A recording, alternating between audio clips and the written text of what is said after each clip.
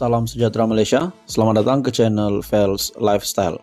Tuan-tuan dan puan yang dihormati sekalian, sudah pasti bahang pilihan raya negeri yang bakal dilaksanakan pada bulan Ogos ini semakin hangat, di mana setiap parti yang menghantar calon menyediakan jentera parti masing-masing. Terdapat persoalan apa yang bakal berlaku kepada kerajaan perpaduan sekiranya terdapat kekalahan di antara 6 buah negeri yang bakal melaksanakan pilihan raya negeri. Dalam sebuah artikel daripada Malaysia Kini, Razlan, Sabah, Sarawak berikrar tiada perubahan kerajaan selepas pilihan raya negeri. Ini pasti satu kejutan kepada Mahyadin sebagai pengerusi Perikatan Nasional. Seorang pemimpin kanan UMNO memberitahu parti dari Sabah dan Sarawak yang menyertai kerajaan sekarang sudah memberi jaminan tiada perubahan akan berlaku selepas PRN berlangsung pada pertengahan Ogos.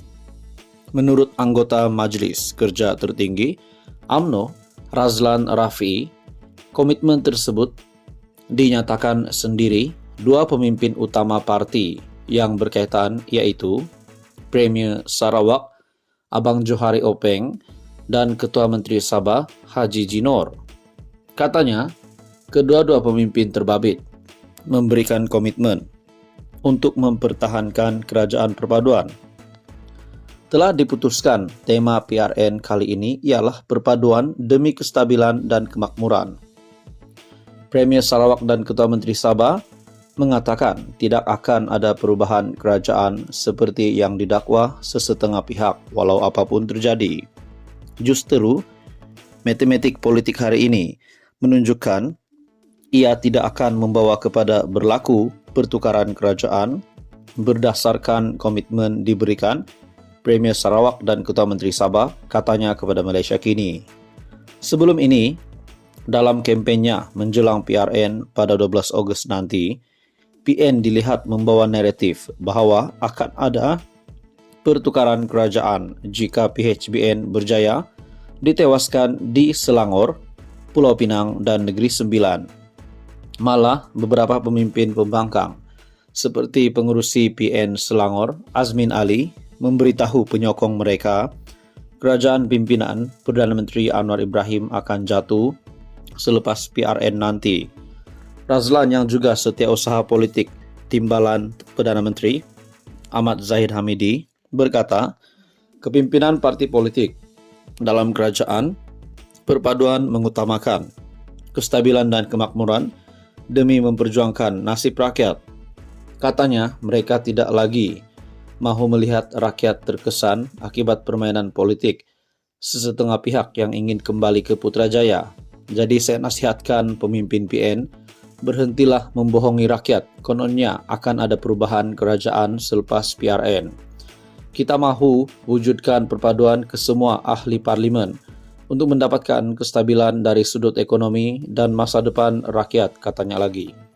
Sejak 2018, parti-parti dari Sabah dan Sarawak selalu menjadi perhatian ramai apabila isu pertukaran kerajaan dibangkitkan.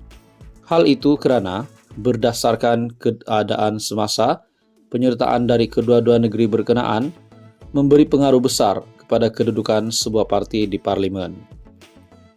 Sekian saja, teruskan bersama di dalam channel ini. Untuk info yang seterusnya, jangan lupa bantu channel ini dengan menekan butang like, share dan subscribe.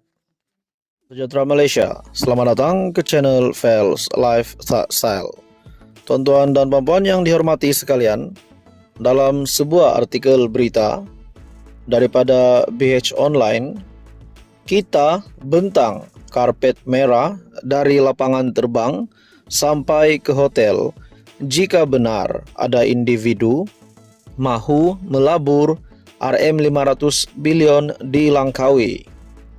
Dalam satu topik berita yang panas ini, Tengku Zafrul sebagai Menteri Perdagangan Antarabangsa dan Industri berkata jika dakwaan bekas ahli Parlimen Langkawi itu benar, ia bakal mencipta sejarah dan rekod baharu buat Malaysia. Bekas Perdana Menteri Tun Dr. Mahathir Mohamad perlu mendedahkan butiran pelabur yang didakwanya mahu melabur sehingga Rm500 bilion dilangkaui. Anda tahu tak, dalam sejarah pelaburan, jumlah pelaburan diluluskan tertinggi ialah Rm309 bilion setahun. Sejak Malaysia merdeka sampai sekarang, tak pernah ada pelaburan tinggi sampai Rm500 bilion.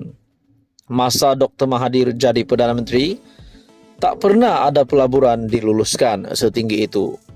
Kena ingat juga, Rm309 bilion ini adalah jumlah keseluruhan pelaburan yang dihimpunkan dari pelbagai sumber, bukan dari satu pelabur saja, dan pelaburan ini adalah untuk seluruh Malaysia dan bukan hanya di satu lokasi.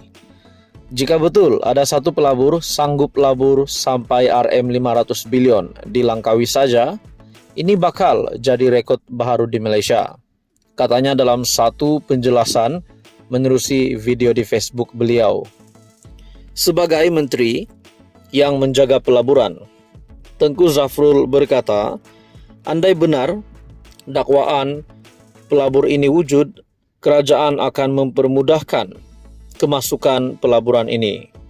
Saya tak kisah siapa yang membawa masuk pelaburan itu, sama ada Dr. Mahathir, kerajaan atau pembangkang. Sebab kalau ada pelaburan masuk, yang terima manfaat adalah rakyat. Jadi, saya nak minta jasa baik Dr. Mahathir kongsi butiran pelabur ini. Sedangkan pelabur nak melabur juta-juta pun kita sambut dengan tangan terbuka. Ini kan pula nak labur Rm500 bilion.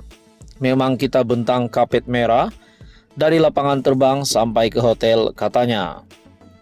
Dr. Mahathir pada satu program bual bicara anjuran proklamasi orang Melayu di Pusat Konvensyen Shah Alam Sabtu lalu mendakwa berjumpa dengan pelabur yang berhajat melabur Rm500 bilion di Pulau Peranginan Popular itu, namun tidak mendedahkan individu berkenaan. Ada orang nak melabur, mereka jumpa saya. Mereka kata nak melabur di Pulau Langkawi sebanyak Rm500 bilion. Tetapi katanya tak ada menteri yang sudi jumpa dengan dia.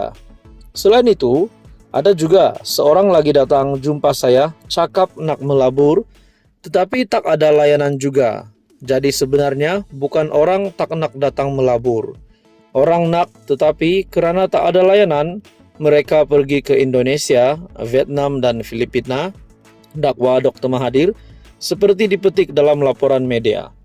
Tuan-tuan dan puan-puan, persoalannya apakah yang dinyatakan Dr. Mahathir ini adalah satu perkara yang benar atau hanya rekaan semata-mata untuk mengubah pandangan rakyat ataupun netizen kepada kerajaan, kepada barisan kepimpinan menteri-menteri di dalam kabinet kerajaan perpaduan. Namun, itu semua menjadi persoalan. Pada akhirnya, Tengku Zafrul sebagai Menteri Perdagangan Antarabangsa dan Industri membidas kenyataan Tun Mahathir, memberikan pandangan terhadap kenyataan Tun Mahathir di mana beliau perlu mendedahkan butiran pelabur yang didakwanya mahu melabur sehingga Rm500 bilion di Langkawi. Tuan-tuan dan puan-puan, teruskan bersama di dalam channel ini untuk info yang seterusnya. Mohon bantu channel ini dengan menekan butang like, share, dan subscribe.